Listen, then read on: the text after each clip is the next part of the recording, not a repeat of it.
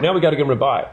And so I know you've got your sales framework. The one that I've been teaching for years is Closer. So there are a million sales frameworks out there. This is just the one it's just consistently worked for me teaching teams of guys out on the road, whatever. And for years I actually just taught Close. And it was only probably in the last 4 or 5 years that I added the R on there. Hope you trademark this. Yeah, I don't know. Who knows? Closer. I hope everyone just learns how to sell. So the first thing is like, basically, okay, now that I'm in front of this who and I've got the what, how do I get them to give me money? And so this is basically a structure for a conversation, which is the first thing that we like to do is clarify why they're there.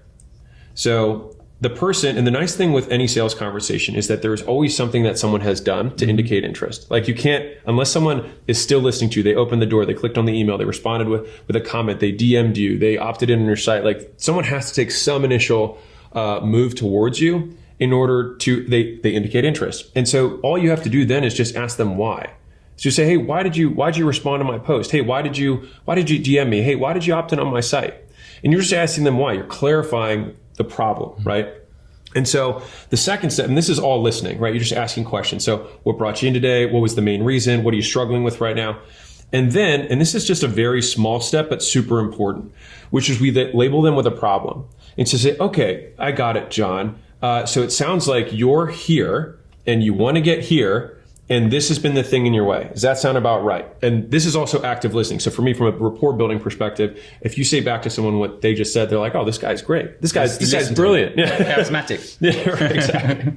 And so we label them a problem and we have, you're here, you want to get here, here's this gap. Okay. So then, and this is just out of just experience, we overview the past experiences that they've had. And I call this the pain cycle. And I didn't know why this worked. I just knew that it did work. And so the key point here is you say, hey, so what have you done so far to try and solve this? What have you done? And then they're going to start listing out, I did this. And then we just ask, okay, well, how'd that work for you? And then obviously they're talking to you, so it didn't work. So it's a loaded, you're just pushing on this pain. Getting them to realize it. Yeah. Basically, yeah. And so I have this fundamental belief that all salespeople are just motivational speakers, fundamentally, just on a one-on-one basis. And so all we're trying to do is motivate someone to take action. And so if you know that, or at least for me, if I think that's what it is, it just comes down to motivating someone, then what creates motivation? And so I spent a really long time trying to think through this, but it's actually the opposite is what creates motivation. Deprivation creates motivation. So if I'm starving, then I'm very motivated to eat. Yep. If I'm exhausted, I'm very motivated to sleep. And with that same concept, what we want to do is basically remind them, we want to deprive them, remind them of how deprived they are of this thing and how much pain they've gone through up to this point. And so we try and ask them what they did, ask them how that worked, ask them what they liked and what they didn't like about that thing. When they say the things that they liked, you associate that with, oh, I think if you like that, you're going to love this. And if they hated that, it's like, oh, that's great. And I understand why you struggle with that, because later we're going to take notes of that and we're going to make sure that we don't talk about that stuff if we have anything similar to that in our product. And so after we've gone through this pain cycle, and you just keep asking, anything else you've done? Anything else you've tried? Until eventually like, no, that's about it. And they say, awesome, John. I think that you're going to love what we've got for you. Can I tell you about it? So this is where we ask for permission to make the sale. And so I go sell the vacation. So I have this little moniker about selling that a lot of people sell the plane flight and not Maui or Hawaii or whatever your vacation spot is. And so they then go right into, jargon. They're like, oh, we're gonna do these color tones and we're gonna have this palette for your logo. And they're like, what is going on? But what people want, it's, people don't want to buy drills, they buy holes, right? And the drill is just the vehicle. And so what we want is to talk about the light breeze in their hair, what it's like at sunset, what they're going to feel like when they've got their feet in the sand and they're drinking the cold, Mai Tai at the beach and they're with their loved ones and making a memory that they'll have for the rest of their lives. Sell the sizzle, not the steak. It's yes. Like a simple way. Yeah, exactly. Yeah. But what we don't want to sell is the TSA, the plane checking, take your shoes off, the guy farting next to you, the terrible food on the plane. I don't know why they ever sell planes flying in the air. That's not the enjoyable bit, is it? Unless you're in business class, maybe. But really, it's not enjoyable. Why do they sell that? Every airline listening should change right now. No. I don't know what they do. And so I do something that I call a 3-pillar pitch. And so I almost always try and chunk up basically my selling points to 3 points. Why 3? I don't know, but 3's just always worked really well. And so the 3-pillar pitch, I like to have basically one statement and then a metaphor. And so and I used to teach this for fitness sales all the time. So it's like, there's 3 things: fitness, nutrition, accountability. And with that, it's like, you want to have a 3-legged stool that if you're missing one of the sides, it's not going to work. Right. And so it's like, if you just work out, then you're good, and you're not eating well, then it doesn't matter. You're not going to lose weight. If you just eat well, but you're not working out, you're going to lose muscle and you're going to rebound back. Is that right? And because we just knew about their pain cycle, they're like, yeah, I've had that happen before. Like, no, exactly. So you know that. And if I give you the best fitness and the best training in the world, or say the best fitness and the best nutrition plan in the world, but you don't actually do it because no one holds you accountable, it's not going to happen either. And so you got to have all 3. And when you have all 3, you can't lose. Right. And so that's the 3 pillars. And so when I would create scripts I always tell like a completely opposite script. I made a script for a B2B mortgage sales company. And so it was like, okay, they were selling leads to realtors. And so it's like, okay, so I spent the whole morning, I was like, what are the 3 things? It was like, okay, you want leads that are exclusive to you, you want them to be qualified, and you want them to be timely. You want them to be like, they just opted in, they're really interested, and no one else is calling them but me. That's what you want in leads. And so it's like, these are the 3 things. And so then for each of those 3 things, you then just make one analogy or story that relates it. And so if I wanted to explain accountability, I would say, okay, have you ever heard of The Amazing Race? It was a show that happened, even if they had, doesn't matter. And they're like, yeah, so there was actually this couple that won so many times they had to change the rules. Do you know what they did differently? They're like, what? And he's like, so what they did was, whenever they land into a new area and they had to find the new location, they would immediately grab a local and say, hey, can you get in the back of the car and just tell us where to go? And by doing that, they always beat everyone else. And so the thing is that you want a guide. And so that's exactly what we're going to do with the accountability. And so I have like 6 different accountability stories, but that's one of them, right? And so it's like, you just want to have one story for each of the pillars. And then you just say, does that make sense? They say yes. And then you just move on to the next pillar. And you'll notice that, like, at least for me, especially in high volume transactional sales. So I would say like B2C sales, consumer sales, where it's, one and done kind of sales. I found that like when I'm like on fire in terms of selling, the person's walking out the door and they're super excited and they're like, I don't even know what I just signed up for. Because the thing is that like, the more in the weeds we get, the more questions they're going to have about it. And as long as you're confident in whatever it is that you sell, just know that you're going to take care of them. Because you explaining the macros and the calories and the rep schemes, like, they don't even know what it is anyways. And so they're going to nod along and try and ask questions that they don't even know why they're asking the question. Like, what kind of certifications do you have? We just ask, which ones you looking for? And they're like, I'm like, right. So they want to seem like they're asking informed questions, but they just don't know what to do. And so we do a 3-pillar pitch. And then we say, great. So then we transition to the close. So we ask for the sales. Does that make sense? Awesome. You want to get started on Monday? Yes or no, whatever. And then you start moving through it. Now, if they say anything but yes, away. So just explain away. I'm writing vertical concerns. All right. So you want to explain away their concerns. And so most concerns, mind if I erase this? Yeah, at the top here? So most concerns, at least as I think through them, is you've got timing concerns, which is I'm really busy right now. You've got preference concerns, which is I don't like this particular thing about your solution. You've got money, right? You've got money / ROI, whatever. You've got stalls, which is sounds similar to timing, but completely different, which is, can you give me some time to think about it versus I don't have time. They both have the word time in it for sales guys off. Finally, you want to just cover past experiences. And so this is where I signed up with a creative agency just like yours, and they burned me. So you want to make sure that you have something to overcome that particular thing. And so once you understand what the core things that people have that they present with that are the reasons why they don't want to do something, you just need to understand the logical arguments for each of these bullets. So with timing, this is all about priorities. So everyone's got the same times. You just say, hey, how important is this to you? Okay, then it means that there's something else in your 24 hours a day that we need to trade that's less important than this. As long as you explain that to them, then you're good. Preferences is they want your result their way.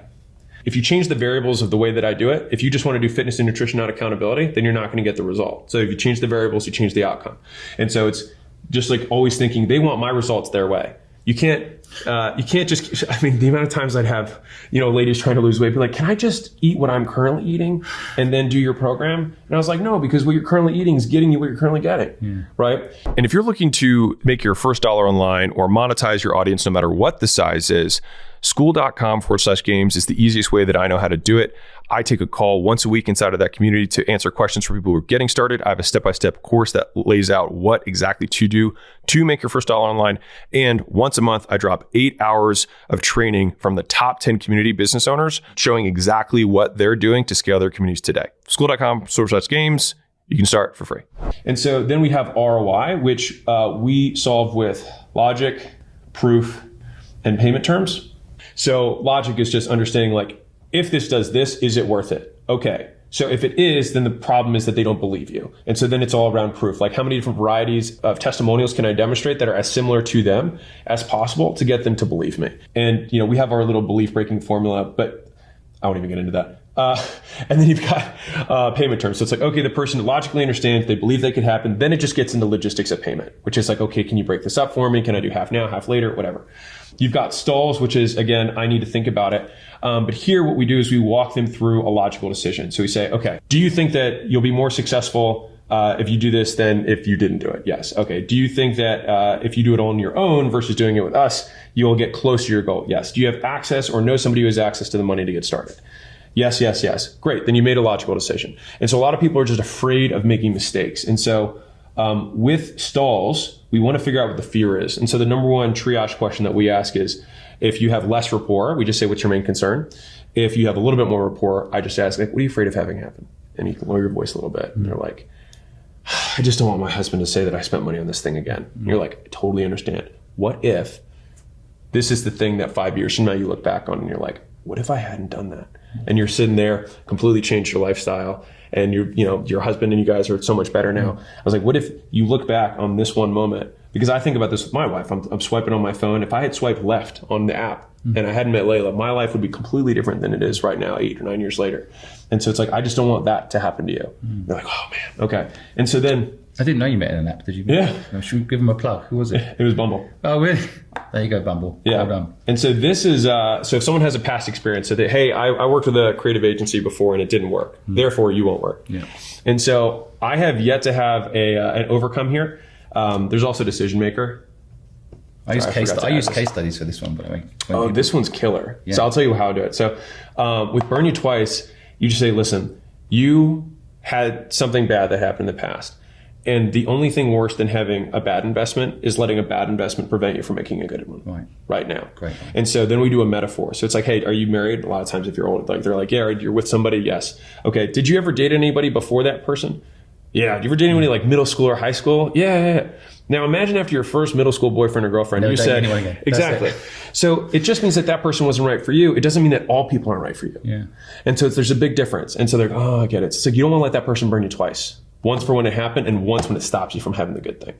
And then there's decision maker, which is I don't have the authority to make the decision. I don't bring that one up because it's one of the hardest ones to overcome. And people have a lot of harsh beliefs in the comments about how I overcome this stuff. Because they're like, you should always get permission from the spouse. And it depends. If you're buying a house, yeah, you're going to need permission from the spouse. Kind of. Yeah, right. Yeah. And so obviously you want to bring that person. If you know that whatever you sell requires somebody else, you want to make sure the decision makers are on the call. But there are times when you're in a selling situation where like you've got one shot. And so for us, I try to overcome decision maker or authority to make the decision by first saying, okay, well, what if they say no? And so if I have a guy, I'll lean into his ego and I'd be like, what if your wife doesn't give you permission? Yeah. Better ask for forgiveness than permission. Oh, yeah. Like that. I use that at the very end. Yeah. But yeah, so what if she doesn't give you permission? Because then it makes them really, and they're like, no, I can, and it's like, oh, great, let's get you going. You know what I mean? As soon as they bounce back, you're good. But if they say, no, I wouldn't do it, then you say, well, what do you think they'd be against? So now I'm now isolating towards variables. Like what are the actual things that they would say no to? Because I can overcome that, not the decision. And so they're like, oh, they'd be it'd be this particular thing. But now I'm off decision. Now, if they're still like, no, it doesn't matter. Then it's like, okay, well, do they know that you're here right now? They know that you're struggling with this thing. Yeah, they know that you're struggling. Do they approve of that?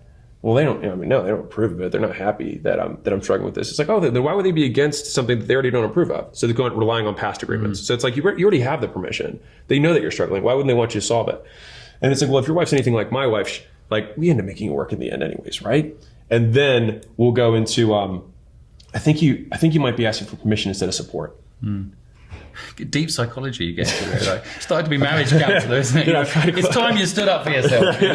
Well, because then you play it out and you say, listen, because if you don't do this and you don't do it because of your wife or whatever, because let's say you go home and she says no. Okay, fine. Well, play this forward 5 years. Your business isn't in the place you want it to be. You're not at the weight you want to be. You have this back pain you want, whatever the thing that you sell around is. It's like 5 years from now, who are you going to blame? You going to blame her? Or you going to blame you? I don't think it's fair to either of you. Because at the end of the day, it's your life and you got to be able to make these decisions. Now, again, I just think, and this is where you go into like, I think you're asking for permission when you really just need support. By the way, Amazon do a brilliant job of ticking most of these off, but just saying, we'll give you a refund, you can send it back and it won't cost you anything. So my wife gets a package a day and she's like, don't worry. If you don't like it, I can send it back. So like, I don't object, and it's like, okay, fine. And I don't see much going back. But the point is, you can just get rid of it by money back guarantee, or giving people some comfort. 100%. Or you can do a delay pay with the payment term. You say, hey, just say yes now, sign the contract. I'll delay the payment till Friday. And between now and then, if you go home and your husband says, no, sweetie, I want you to live 10 years less long. I want you to be fat. I want you to have generational unhealth. If you really want to die young. Yeah, exactly. If he says that to you, call me up. First, I'll talk to him. But divorce lawyer. Exactly. Yeah. And so I make some jokes about it. And then the final one here is, let's assume you explain away their concern. They're like, yeah, I want to do it. And I added this one later, which is you reinforce the decision. And so one of the major things that happens, and I had to add this in because I wanted my sales guys to make sure that they completed the transition or the handoff to customer success and onboarding. And until I had this, it was just like explaining their concerns, close the deal, and then it was like, I'm done. Yeah. And so it's like, no, we have to bridge this. We have to reinforce that they made a great call. So say, hey, right now I'm going to introduce you to Sarah. Sarah's going to get you started. Hey, Sarah, this is John. John's trying to retire his wife. John's trying to get in shape for a wedding, whatever it is. Sarah's going to help you take the next steps. Now then Sarah is going to start the onboarding conversation of how do I relate the actions that this person has to take with their goal and say, hey, we're going to help you retire your wife. We're going to help you look good for that wedding. But these are the first 3 steps. Anyway, so that's how you get people to give you money. In England, there's a new gym that's opened up called Third Space. And one of the things they've done is they've also limited supply. So they basically, I went there, it's a beautiful gym. It's like $1,000 a month for it. And they're like, we don't have this space right now. Yeah. But put you on the waiting list. Yeah. And then a few days later, they ring up and say, someone's just left. But do you want it now? Yeah. And that's actually a brilliant, I'm like, okay, I'll take it. So limiting supply is another element. Oh, yeah, that's great. Look at your bank account. Now look at mine. Now look at your bank account. Now back to mine. Sadly, it doesn't look like mine. But it could if you joined Skool. Come with me. Where are you? You're at a party, but not just any party, your party, and you get to decide who's invited. You can come in, my dear. You cannot. Give me your money. And because it's your party, it can be free or it can be paid. It's up to you. And you're talking about whatever you want to talk about because it's your party. Learning and having fun. But don't believe me. Look at these numbers. This is the real leaderboard from last month. And sure, I could talk about Bill, who's making $62,000 a month, helping people bookkeep better. Or Jamie, helping women invest, making $41,000 a month. But what about the average Skool community? Well, the average paid community makes $1,360 per month. How about them apples?